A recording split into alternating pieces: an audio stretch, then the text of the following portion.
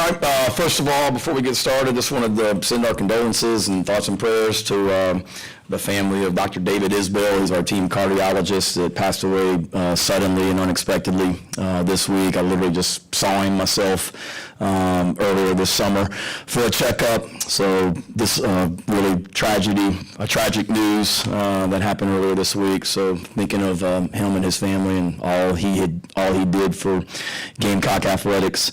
As well. Second of all, certainly want to wish Furman the best of luck. I said it this week. They got a really good team, fantastic championship program. You guys saw that tonight. We knew it wasn't going to be easy and knew it was going to be a battle, and it was. So wish them well. Want to thank our fans. Man, had some recruits that I was meeting with before the game, and I told them, a lot of places you go,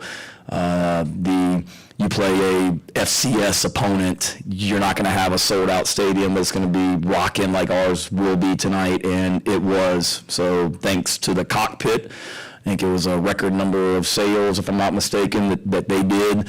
And then it was even we didn't have the Gamecock walk. I apologize about that. But still a great reception when we got here to the stadium, and the fans were awesome tonight. So that's fantastic. Can't wait to see what they're going to be like when we got start SEC play here in a couple weeks at home, and then even to stay there throughout the game. A lot of places when you go in at halftime up 2 scores, you'll come out for the second half, and half of them have already headed to the parking lots. But our fans are the best in the country. They stayed there and they were loud throughout as well.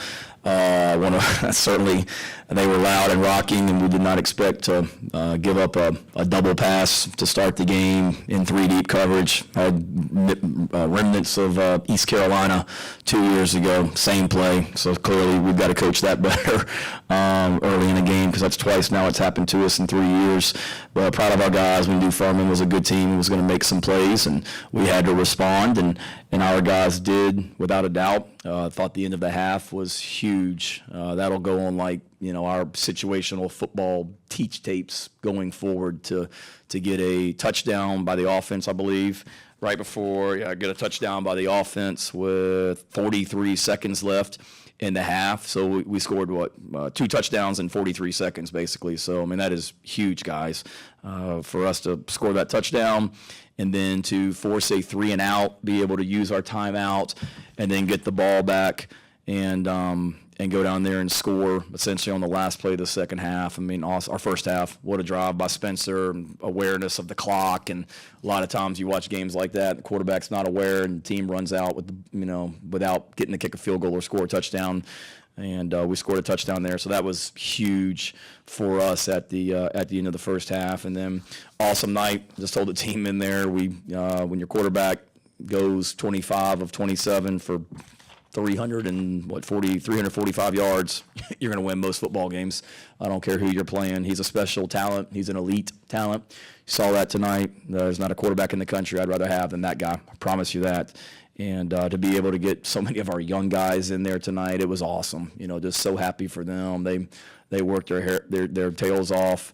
Nick Harbor caught that touchdown and came over and hugged me and said, "Thank you so much for giving me this opportunity." I'm like, dude, thank you for coming here. I should be thanking you for giving me the opportunity to coach you. But Lenoris, I mean, the excitement he had on that touchdown pass, it's really cool to see. We got some great young men in our program, and proud of them and excited that they were able to get out there and have some success tonight, and then really disappointed with the way we finished the game. That's bull crap. We haven't had a turnover all season, and we go in there and we turn the ball over, look bad doing it. We get a holding penalty on a naked. I don't know if I've seen that, where it's a naked boot. You're just running to the right and then booting to the left, and we get a holding penalty. That's hard to do.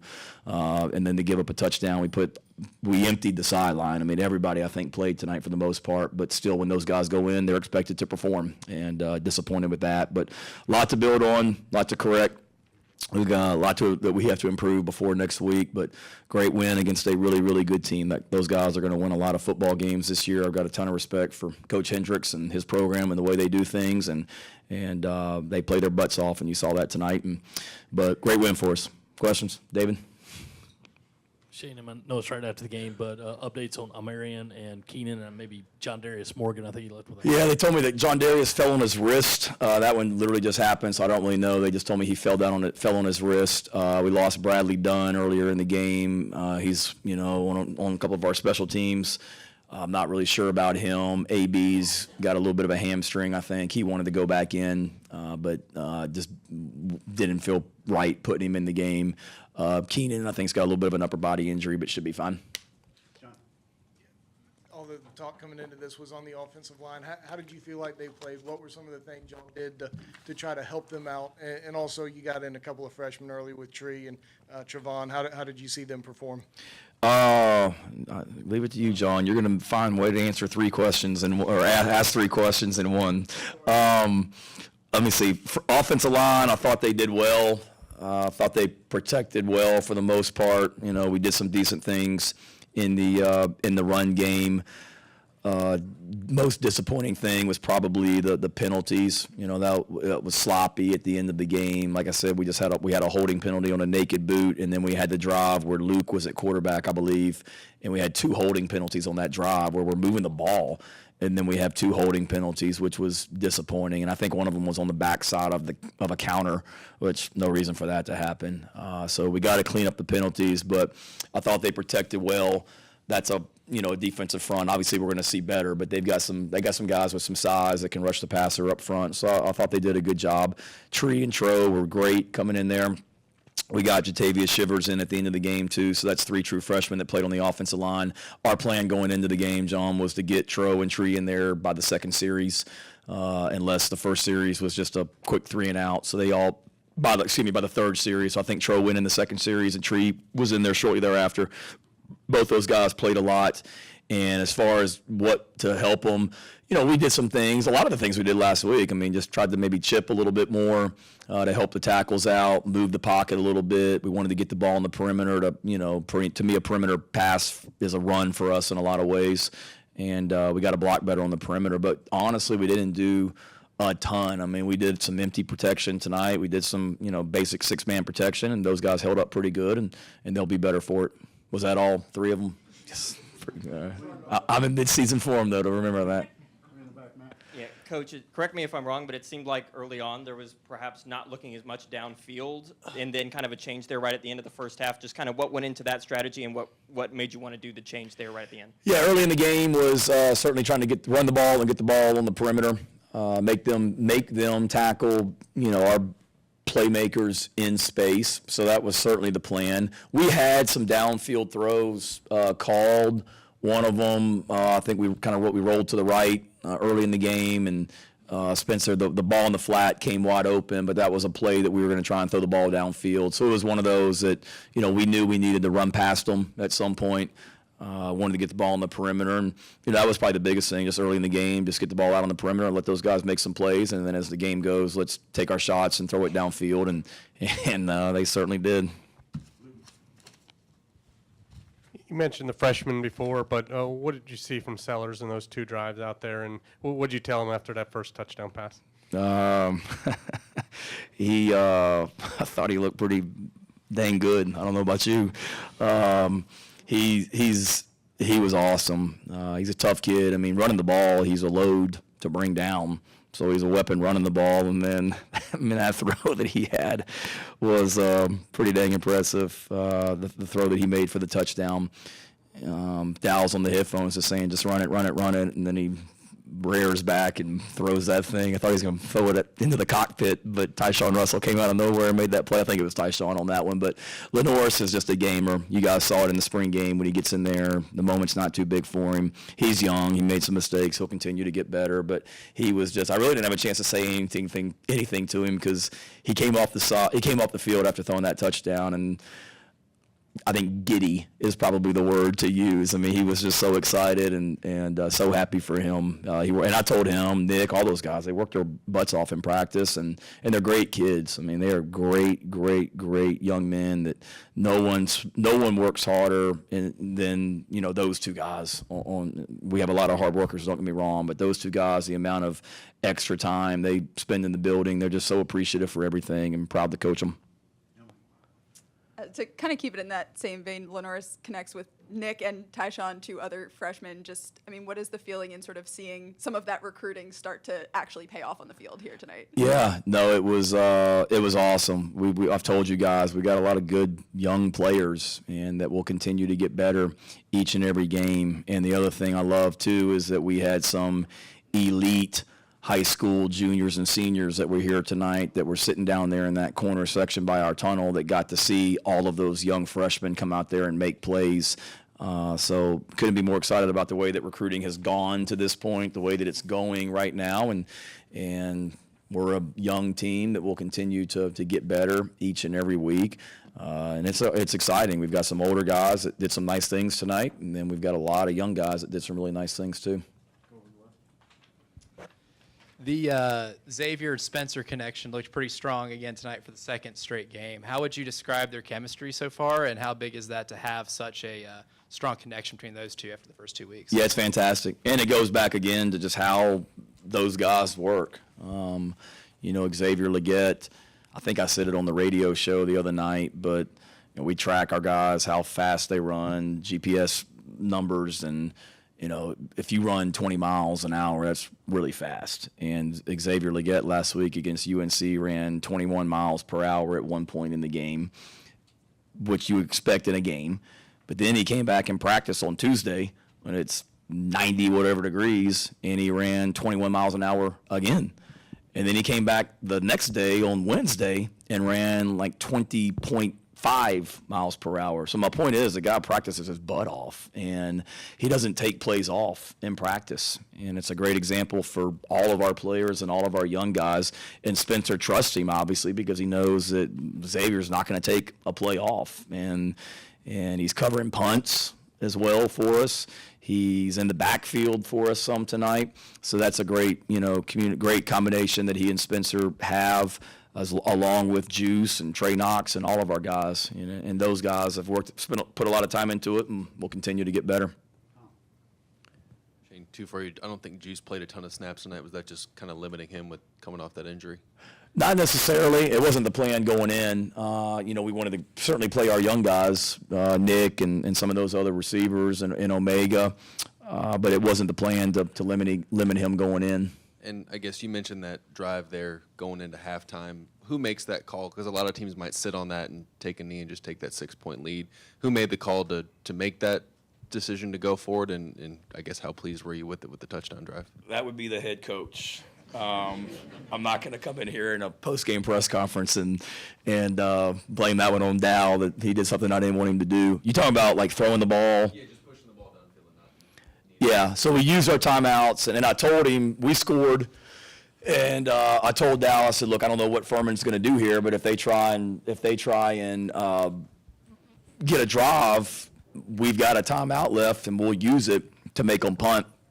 We got a great stop on I think it was 3rd and short, 1 and 2, something like that. We got the timeout, we got the punt, and then certainly before they punted, I'm on the headphones talking to Dow, and we're talking about, okay, our plays. We have no timeouts left. We're going to have, we need to get to this point to get in field goal range. I think that we hit the explosive on the first play, I believe, and then we had the pass interference, if I'm not mistaken. And then you get down there, and at that point, I believe it was 7 seconds, if I'm not mistaken. So it was not a lot of time. So I told Spencer, look, this has got to be like a bang bang play. We can't screw around and wait. This is you catch it, you throw it, and if we don't get it, we'll kick a field goal. If it's not there, just throw it out of the end zone. Spencer did an awesome job right there. Really good situational football. We were hoping to get a field goal, but I trust Spencer in those situations at all times, and he's smart. And also, we spend a lot of time practicing those scenarios. We do 2-minute offense in practice on Sunday nights, starting offense versus the starting defense, and we do it on Thursdays in practice as well. So we work 2-minute offense and defense, good on good, twice a week, and then it's something that I love situational football. So I'm always watching other games and trying to show other teams screwing stuff up, and You know, I've got things to show in our team meeting on Tuesday morning of teams from last weekend that botched some in the game situations and things like that, just so we can learn from it and be able to execute when we have those opportunities. What are your thoughts on the way Mario ran the ball and what y'all were able to get out? Yeah, he did a good job. Thought he ran hard. He's a guy that we need to continue to get in there. And we had planned on playing him last week, and as y'all know, the way the game went, it was tough to get him in there. But he did a good job. He works hard, and he's got a low center of gravity, and he's a powerful guy that's hard to bring down. He's got great contact balance too. I mean, when he gets hit, he's able to keep his balance and stay on his feet. And he's a guy that we need to continue to find ways to get in the game. What were your thoughts on Spencer connecting with Luke on his first touchdown catch of his career? That's another one. I mean, another guy that works his tail off in Luke and came wide open and great catch, great throw, great catch. And they got great chemistry. You know, Luke's proud of him. I mean, y'all saw him. He played quarterback tonight. He played on special teams tonight. He played receiver tonight. It's not many guys that's going to go play really well at receiver and then go in the game and play quarterback as well like he did. He's just a great football player, and he's another one. He works hard in practice. He's a leader on our team. Football's important to him. He loves to play. He loves to compete, and he's in those quarterback meetings during the week. So he's playing receiver, but he's in the quarterback meetings each day. So he's got great chemistry with Spencer, obviously, from being in those meetings and kind of hearing how Dow's coaching stuff and what's expected of him.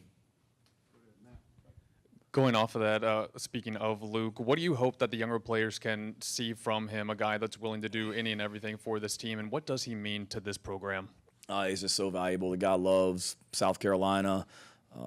Whatever role you give him, he embraces it. It's a great example for all of our guys. He works and he competes. He's a leader. And just he wants what's best for the football team. You know, when you talk about these opportunities he's getting, it's not I'm a quarterback. It's like, heck yeah, let's go. You know, and glad he's on our team and on our side, and give some credit too. I mean, part of the reason that Luke played as much as he did last week at receiver was we weren't Eddie Lewis. We were kind of waiting on him. We needed to see more from him, and he came out there tonight and did some really good stuff. Caught 6 balls and had a nice night. So we got to continue to develop depth in that receiver room, and we are, as guys like Luke and Eddie and Nick and all these other guys continue to come along. After Furman goes up 14-7, it looked like Boogie had some pretty strong words on the sideline. Did you notice that at all? Kind of an inspirational speech maybe, and what changed defensively if it goes 3 straight 3-and-outs after that? I did not know that. Wouldn't surprise me if he did.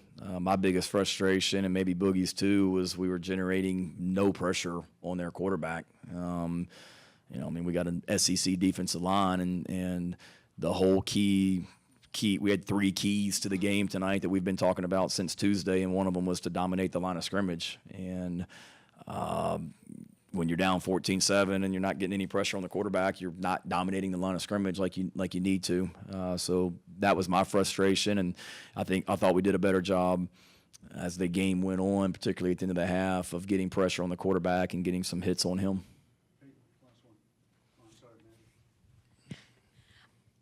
How important was it to be able to have such a dominant win and be able to get as many players to have opportunities that you did going into next week at this point? Yep. You're a James Madison grad. Is that what I read? Big win for them today, I saw, huh? All right, well, welcome. Say that again. I'm sorry, I zoned out. So thinking of. How important was it for you guys to gain some confidence and allow a bunch of other players to get an opportunity to go out and make some big plays and have that kind of opportunity going into next week? Yeah, it's kind of like the perfect, if you could draw up the scenario.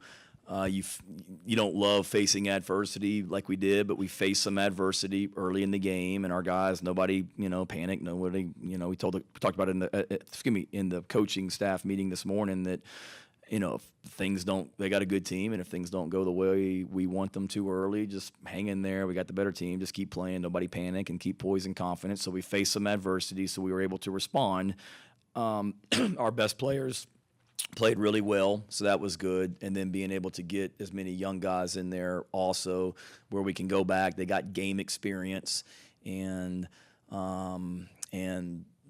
they learn from it. So they know the speed of the game in a lot of ways. No, don't get me wrong, it's going to ramp up a lot here starting next week, the speed of the game. But for those guys to be able to get experience and play meaningful snaps was really good. And it's like I told a couple of them, obviously the new entrants coming out of the locker room was awesome. So thanks to Coach Tanner and Chance Miller and everybody for allowing that for our players. I mean, that was a really exciting way to start. And then 2001, stadium is rocking.